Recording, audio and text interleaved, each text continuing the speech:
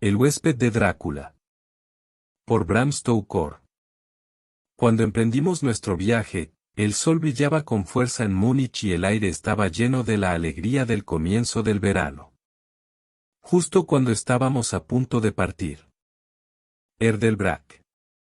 El jefe del comedor del Hotel Cuatro Estaciones, donde me hospedaba, bajó con la cabeza descubierta al carruaje y, tras desearme un buen viaje, le dijo al cochero todavía con la mano, en el pomo de la puerta del carruaje: recuerde que debe volver al anochecer. El cielo se ve brillante, pero hay un escalofrío del viento del norte que indica que puede haber una tormenta repentina. Pero estoy seguro de que no llegarás tarde. Aquí sonrió y añadió: porque ya sabes qué noche es. Johann respondió con un enfático «Ja, Meiner», y, tocándose el sombrero, se alejó rápidamente. Cuando ya habíamos pasado por el pueblo, le dije, después de indicarle que se detuviera: dime, Johann, ¿qué pasa esta noche? Se persignó, mientras respondía lacónicamente: noche de Walpurgis. Entonces sacó su reloj, una gran y anticuada pieza de plata alemana tan grande como un nabo, y lo miró, con las cejas juntas y un pequeño encogimiento de hombros impaciente. Me di cuenta de que era su forma de protestar respetuosamente contra el innecesario retraso y me hundí en el carruaje, limitándome a indicarle que continuara. Se puso en marcha rápidamente, como si quisiera recuperar el tiempo perdido. De vez en cuando los caballos parecían levantar la cabeza y olfatear el aire con desconfianza. En tales ocasiones, a menudo miraba a mi alrededor alarmado. El camino era bastante sombrío, ya que atravesábamos una especie de meseta elevada barrida por el viento. A medida que avanzábamos, vi un camino que parecía poco utilizado y que parecía sumergirse en un pequeño y sinuoso valle. Parecía tan tentador que, aun a riesgo de ofenderlo, llamé a Johann para que se detuviera, y cuando se detuvo, le dije que me gustaría conducir por ese camino. Puso todo tipo de excusas y se persignó con frecuencia mientras hablaba. Esto despertó mi curiosidad, así que le hice varias preguntas. Me contestó de forma vacilante y miró repetidamente su reloj en señal de protesta. Finalmente le dije: bueno, Johann, quiero ir por este camino. No te pediré que vengas si no te gusta, pero dime por qué no te gusta ir, es todo lo que te pido. Por respuesta, le pareció arrojarse de la cabina, tan rápido que llegó al suelo. Entonces extendió sus manos hacia mí, suplicándome que no me fuera. Había suficiente inglés mezclado con el alemán para que yo entendiera el sentido de su conversación. Parecía estar siempre a punto de decirme algo, cuya sola idea evidentemente le asustaba, pero cada vez se levantaba diciendo: noche de Walpurgis. Intenté discutir con él, pero era difícil discutir con un hombre cuando no conocía su idioma. Sin duda, la ventaja la tenía él, pues aunque empezó a hablar en inglés, de forma muy tosca y entrecortada, siempre se citaba e irrumpía en su lengua materna, y cada vez que lo hacía, miraba su reloj.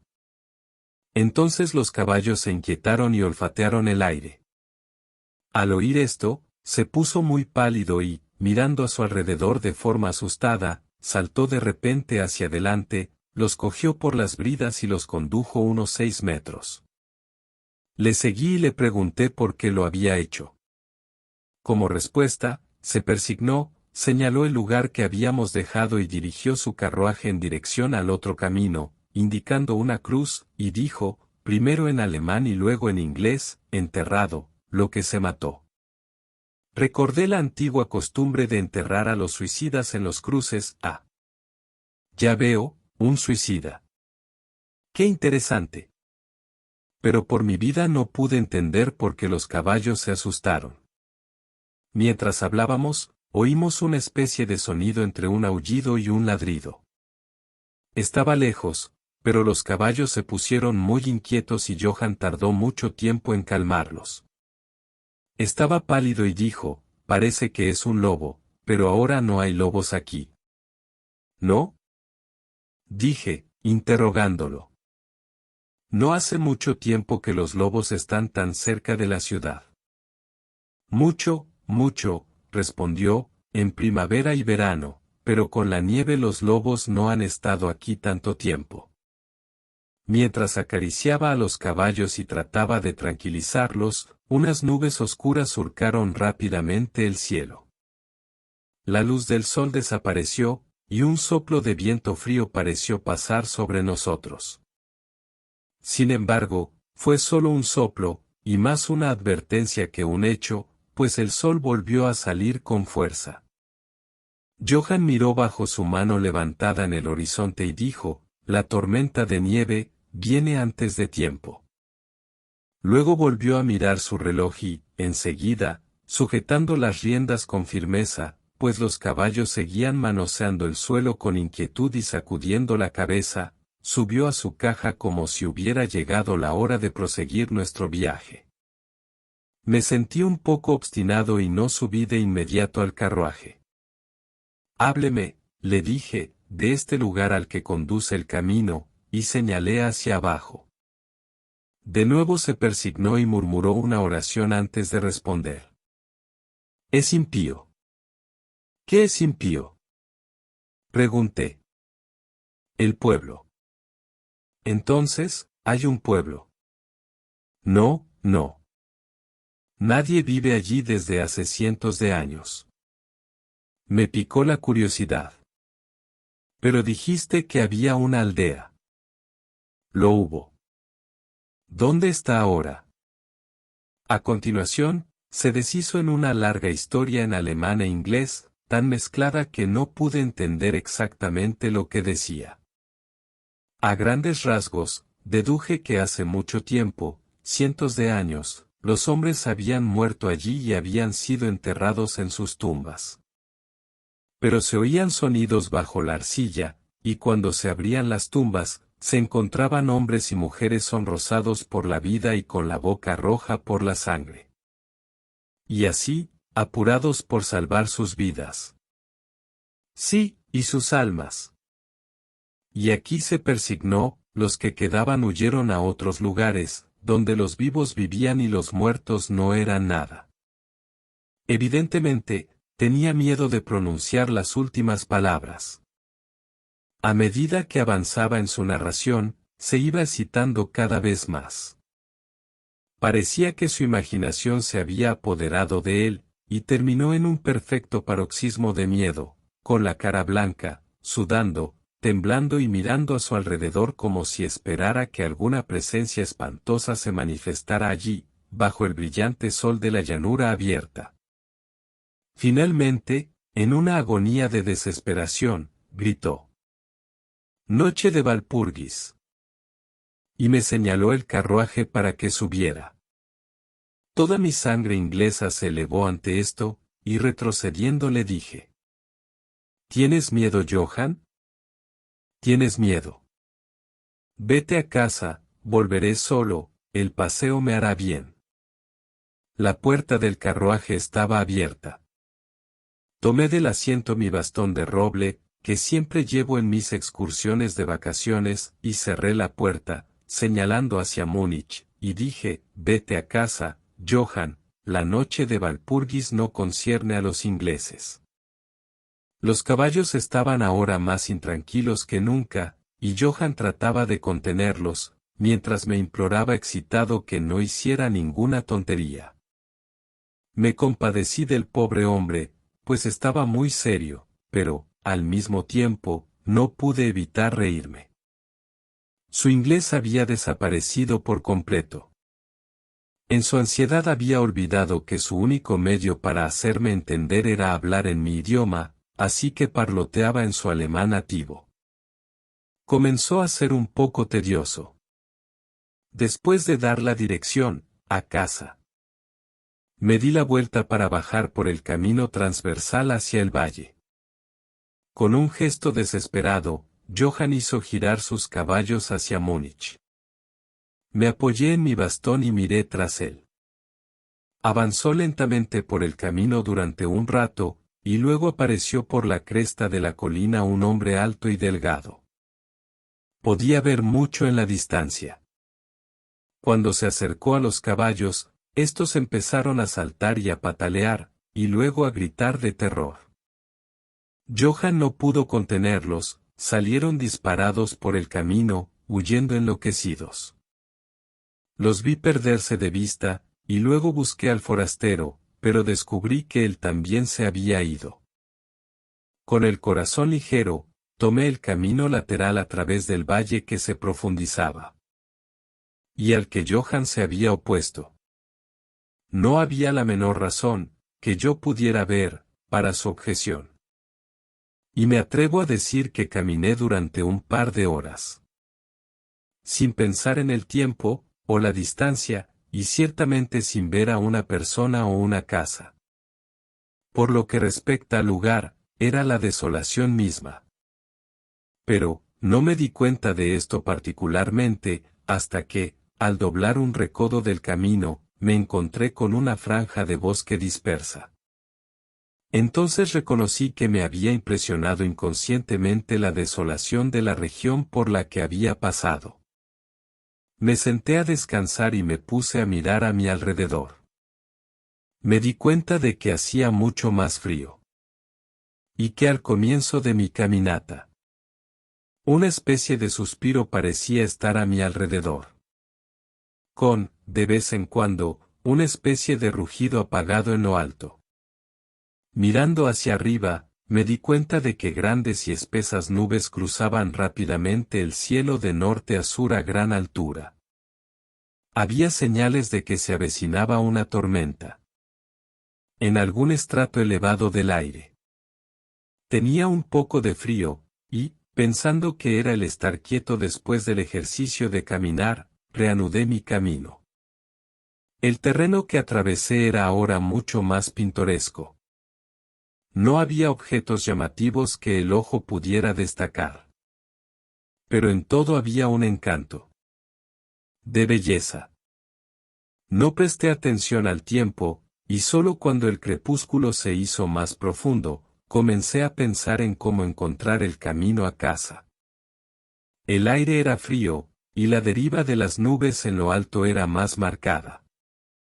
Las nubes estaban acompañadas por una especie de sonido lejano y apresurado, a través del cual parecía llegar a intervalos ese misterioso grito que el conductor había dicho que provenía de un lobo. Durante un rato dudé. Había dicho que vería la aldea desierta, así que seguí adelante. Y enseguida me encontré con una amplia extensión de terreno abierto, cerrado por colinas a su alrededor.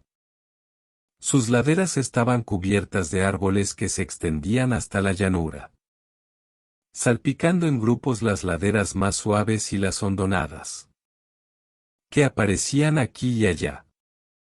Seguí con la vista el serpenteo del camino y vi que se curvaba cerca de uno de los más densos de estos macizos, y se perdía tras él.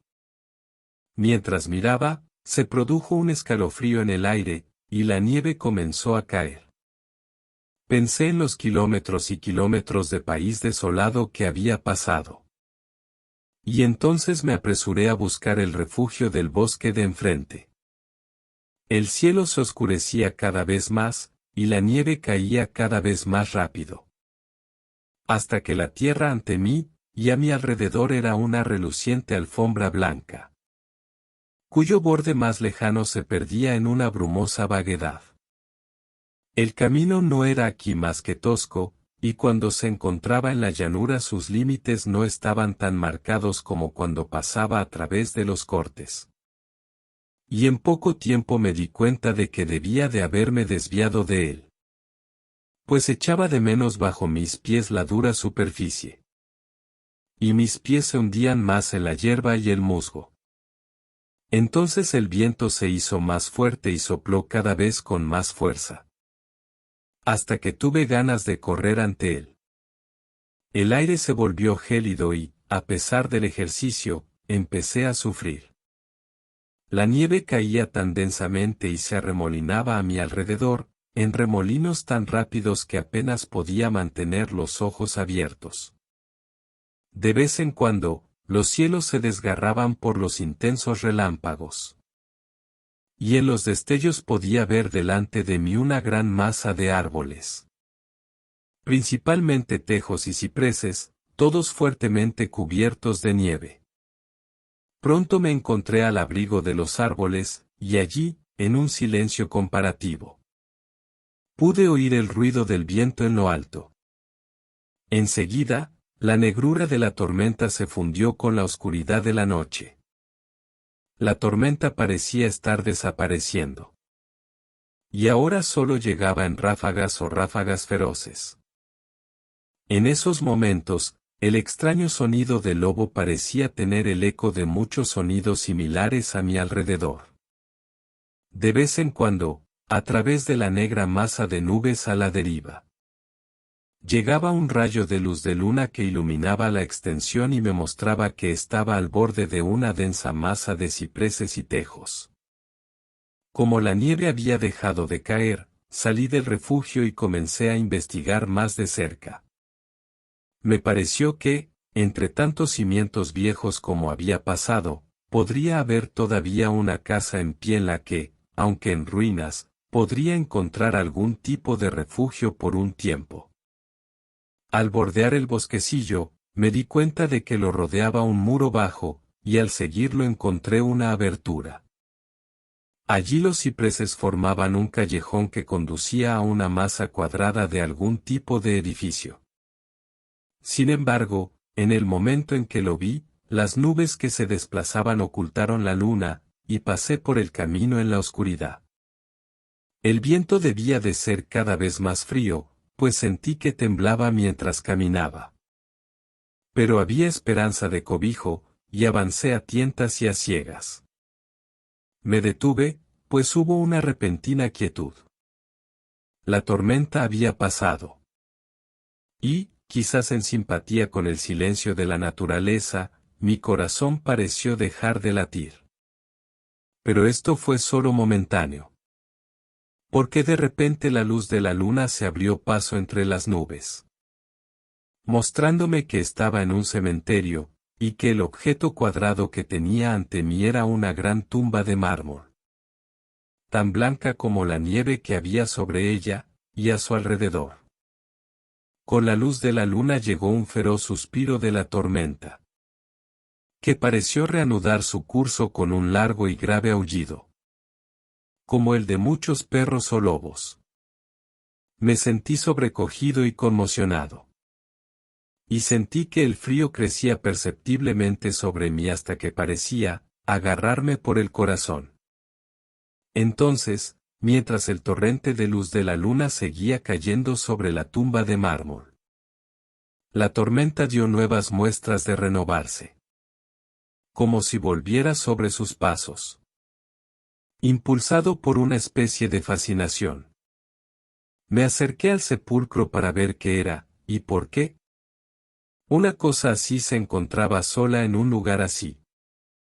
Lo rodeé y leí, sobre la puerta dórica, en alemán: Condesa Dolingen de Graz en Estiria buscó y encontró la muerte. En la parte superior de la tumba, aparentemente clavada en el mármol macizo, pues la estructura estaba compuesta por unos vastos bloques de piedra. Había una gran pica o estaca de hierro. Al ir a la parte posterior vi, grabado en grandes letras rusas: Los muertos viajan rápido. Había algo tan extraño e inquietante en todo aquello, que me dio un vuelco, y me hizo sentirme bastante desmayado. Comencé a desear, por primera vez, haber seguido el consejo de Johann. En ese momento me asaltó un pensamiento, que llegó en circunstancias casi misteriosas, y con una terrible conmoción. Era la noche de Walpurgis. La noche de Walpurgis era cuando, según la creencia de millones de personas, el diablo estaba en el exterior. Cuando se abrían las tumbas y los muertos salían y caminaban. Cuando todas las cosas malignas de la tierra, el aire y el agua se reunían. Este mismo lugar el conductor lo había evitado especialmente. Este era el pueblo despoblado de hace siglos.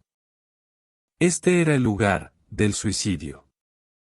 Y este era el lugar en el que me encontraba solo, sin tripulación, temblando de frío. En un manto de nieve, y con una tormenta salvaje que se cernía de nuevo sobre mí. Me hizo falta toda mi filosofía. Toda la religión que me habían enseñado. Todo mi valor, para no derrumbarme en un paroxismo de miedo. Y ahora un perfecto tornado estalló sobre mí. El suelo temblaba como si miles de caballos tronaran sobre él. Y esta vez la tormenta llevaba en sus alas heladas, no nieve, sino grandes piedras de granizo, que caían con tal violencia, que podrían haber salido de las correas de los honderos baleares. Piedras de granizo que derribaban hojas y ramas, y hacían que el refugio de los cipreses no sirviera más, y que si sus tallos fueran como maíz en pie. Al principio me precipité hacia el árbol más cercano. Pero, pronto me apresuré a dejarlo. Y a buscar el único lugar que parecía ofrecer refugio. La profunda puerta dórica de la tumba de mármol. Allí, acurrucado contra la maciza puerta de bronce, obtuve cierta protección contra los golpes del granizo. Ya que ahora solo se estrellaban contra mí, al rebotar en el suelo, y en el lateral del mármol.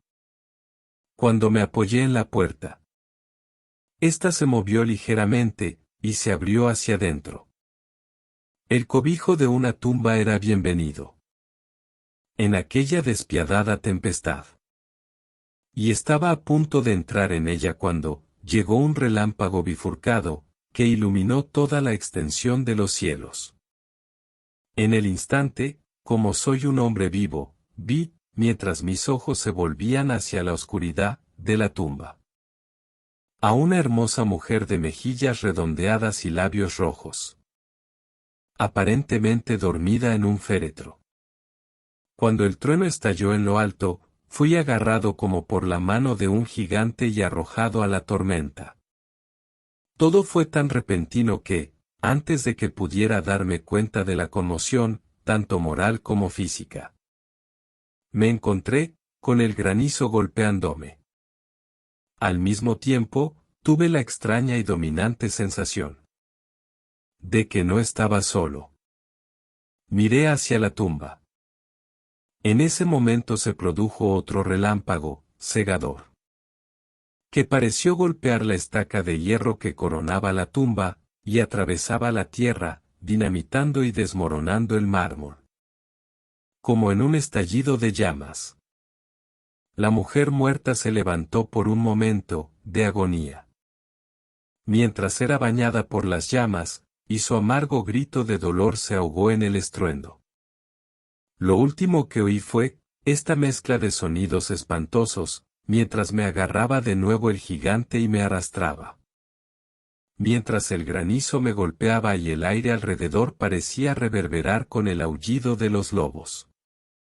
Lo último que recordé fue una masa blanca, y vaga que se movía, como si todas las tumbas, que me rodeaban, hubieran enviado los fantasmas de sus muertos, cubiertos de sábanas. Y que se acercaban a mí a través de la nubosidad blanca del granizo. Poco a poco, me vino una especie de vago comienzo de conciencia. Y luego una sensación de cansancio que era terrible. Durante un tiempo no recordé nada. Pero, poco a poco recuperé los sentidos. Mis pies parecían estar atormentados por el dolor. Pero no podía moverlos. Parecía que estaban entumecidos. Tenía una sensación de hielo en la nuca, y en toda la columna vertebral. Y mis oídos, al igual que mis pies, estaban muertos y atormentados. Pero, en mi pecho había una sensación de calor, que, en comparación, era deliciosa. Era como una pesadilla física, si se puede usar tal expresión. Pues, un peso sobre mi pecho me dificultaba la respiración. Este periodo de semiletargo pareció durar mucho tiempo. Y cuando se desvaneció, debí dormirme o desmayarme. Luego, vino una especie de repugnancia, como la primera etapa del mareo. Y un deseo salvaje de liberarme de algo. No sabía de qué. Me envolvió una gran quietud, como si todo el mundo estuviera dormido o muerto. Solo interrumpida por el jadeo bajo de algún animal cercano a mí. Sentí un cálido escozor en la garganta. Y luego tomé conciencia de la terrible verdad, que me heló hasta el corazón. Y me hizo subir la sangre por el cerebro. Un gran animal estaba tendido sobre mí, y ahora me lamía la garganta. Temí moverme, pues un instinto de prudencia me obligaba a permanecer inmóvil. Pero el animal pareció darse cuenta de que había algún cambio en mí. Pues levantó la cabeza. A través de mis pestañas vi por encima de mí, los dos grandes ojos llameantes de un lobo gigantesco. Sus dientes blancos y afilados brillaban en la boca roja y abierta. Y pude sentir su aliento caliente, feroz y acre sobre mí. Durante otro rato, no recordé nada más. Luego fui consciente de un gruñido bajo, seguido de un aullido, que se renovó una y otra vez. Luego, aparentemente muy lejos, oí un hola. Hola, como si muchas voces llamaran al unísono. Levanté la cabeza con cautela y miré en la dirección del sonido. Pero, el cementerio me impedía ver. El lobo seguía aullando de una manera extraña. Y un resplandor rojo comenzó a moverse alrededor del bosque de cipreses. Como si siguiera el sonido. A medida que las voces se acercaban, el lobo aullaba más rápido y más fuerte. Temía hacer algún sonido o movimiento. El resplandor rojo se acercó, a la capa blanca que se extendía en la oscuridad, a mi alrededor. Entonces, de repente, desde más allá de los árboles, llegó al trote, una tropa de jinetes con antorchas. El lobo se levantó de mi pecho y se dirigió al cementerio. Vi a uno de los jinetes. Soldados, por sus gorras y sus largas capas militares. Levantar su carabina y apuntar. Un compañero, le golpeó en el brazo, y oí cómo la bala pasaba silbando por encima de mi cabeza. Evidentemente había tomado mi cuerpo por el del lobo. Y otro, avistó al animal mientras se alejaba. Y le siguió un disparo. Entonces, al galope, la tropa avanzó.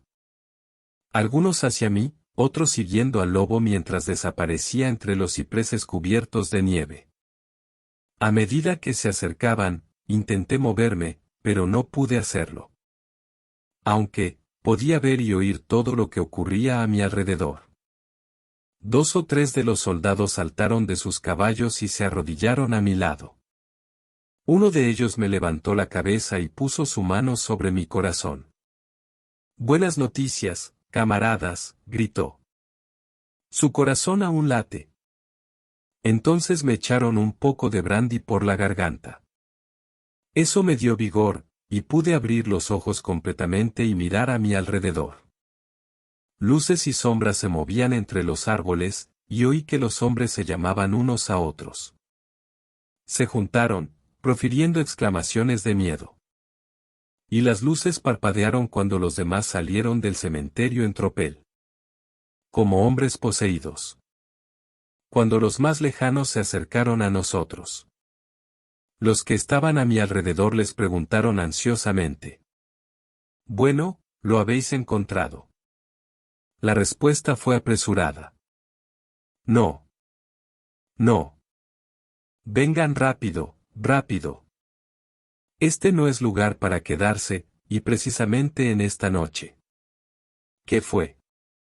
Fue la pregunta, formulada en todo tipo de claves. La respuesta llegó de forma variada e indefinida. Como si los hombres se sintieran movidos por un impulso común de hablar. Y, sin embargo, estuvieran restringidos por un temor común de dar sus pensamientos. En efecto, farfulló uno, cuyo ingenio se había agotado por el momento. Un lobo. Y sin embargo no es un lobo, dijo otro, estremeciéndose. Es inútil intentarlo sin la bala sagrada, comentó un tercero, de manera más ordinaria. Nos está bien empleado, por haber salido en esta noche. Verdaderamente nos hemos ganado los 1000 marcos.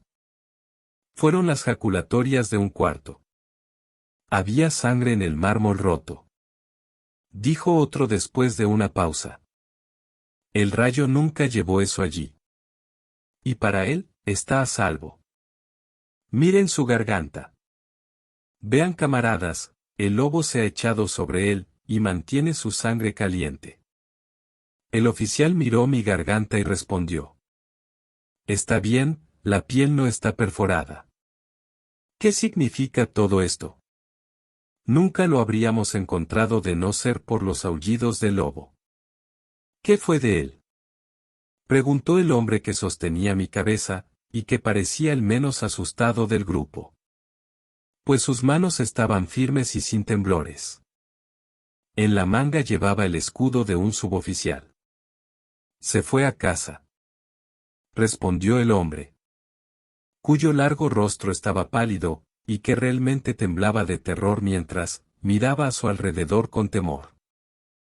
Hay suficientes tumbas en las que puede yacer. Venid, camaradas. Venid rápido. Dejemos este lugar maldito.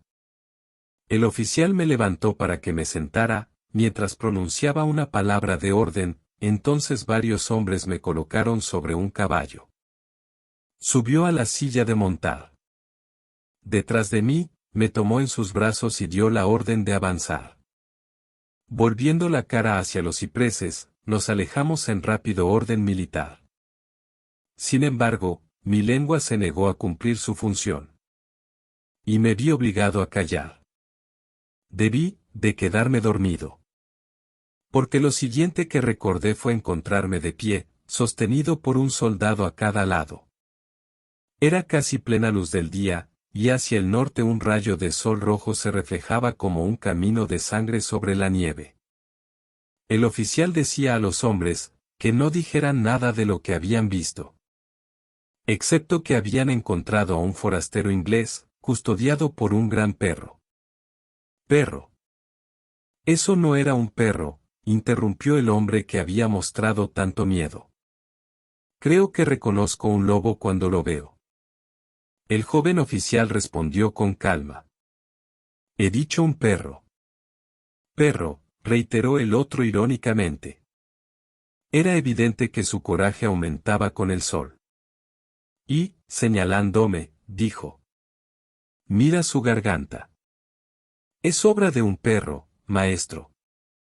Instintivamente me llevé la mano a la garganta, y al tocarla grité de dolor. Los hombres se agolparon para mirar. Algunos bajando de sus monturas. Y de nuevo llegó la voz tranquila del joven oficial. Un perro, como he dicho. Si se dijera otra cosa, solo se reirían de nosotros. Entonces me montaron detrás de un soldado. Y seguimos cabalgando hacia los suburbios de Múnich. Aquí nos encontramos con un carruaje abandonado, en el que me subieron. Y me llevaron al Hotel 4 Estaciones. El joven oficial me acompañó, mientras que un soldado lo siguió con su caballo.